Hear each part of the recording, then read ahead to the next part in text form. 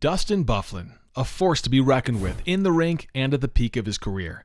Then he simply vanished from the hockey world, leaving multi-million-dollar contracts, fame, and the NHL behind. Why make that decision, and does he regret the ever-so-sudden retirement?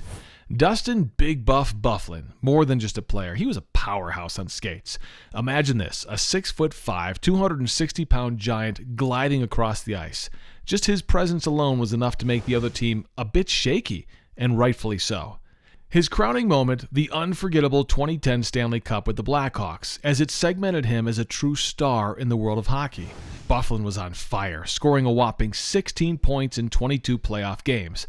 There was serious buzz that he could have snagged the Conn Smythe Trophy, and it was a true pleasure to watch. But the Big Buff story doesn't stop there. His time with the Winnipeg Jets was pure gold. For 8 years, he was an embodiment of raw power and athletic genius.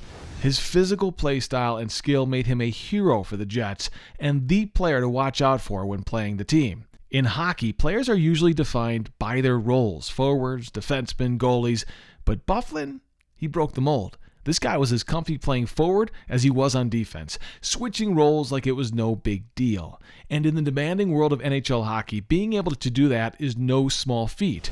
To reach the highest level, most players have to specialize, but Byfuglien had the talent and hockey IQ to switch roles.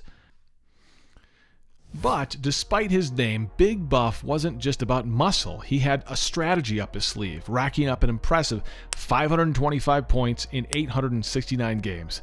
Those are the kind of stats that make you sit up and take notice. But I won't bore you with me geeking out over hockey stats. He obviously loved hockey, so why leave? Well, two main reasons. For a guy like Big Buff, life in the NHL was far from without controversy. On the ice, Byfuglien's intense physical play was both his biggest strength and source of criticism. His physical playing style could lead to controversial hits, making headlines, and attracting the wrath of teams, the media, and fans alike. Over time, criticism takes a toll. Personally, I think he played within the rules, and his hits were at the behest of the team. Hockey is a physical sport. Big hits are bound to happen. It is dangerous, but it's a core part of what makes hockey hockey. Secondly, Byfuglien was dealing with a number of injuries, including a high ankle sprain and a torn labrum in his hip. These injuries caused him to miss significant portions of the 2018-2019 season, and he ultimately decided that he couldn't continue playing at the level he wanted to while dealing with them. They also created controversy within the team, as he made calls without consulting the team first. Reportedly, this case, alongside other similar internal issues, caused a divide between Byfuglien and the management. Dustin Byfuglien's retirement was far from expected. Byfuglien entered the office of the Winnipeg Jets general manager and threw a curveball. He wanted to terminate his contract. In making this choice, Byfuglien walked away from more than just the game. He turned down a substantial financial sum, reportedly around $14 million. This decision was significant, given Byfuglien's stature within the team.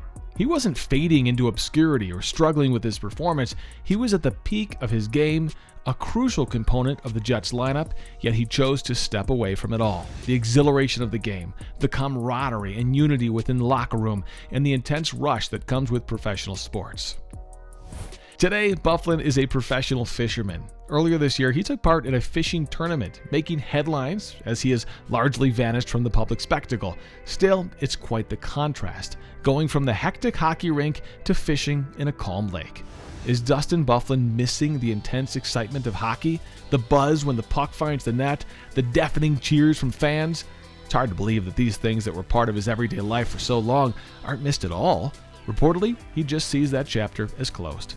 However, it's not accurate to say Byfuglien has left the hockey world behind entirely. Initially, it appeared that Byfuglien had hung up his skates for good, but 3 years later, he returned to the ice, spurred by a call from Andrew Ladd, the former Jets captain. Whether it was a sense of longing or the allure of the sport, this conversation prompted Byfuglien to don his hockey gear once more.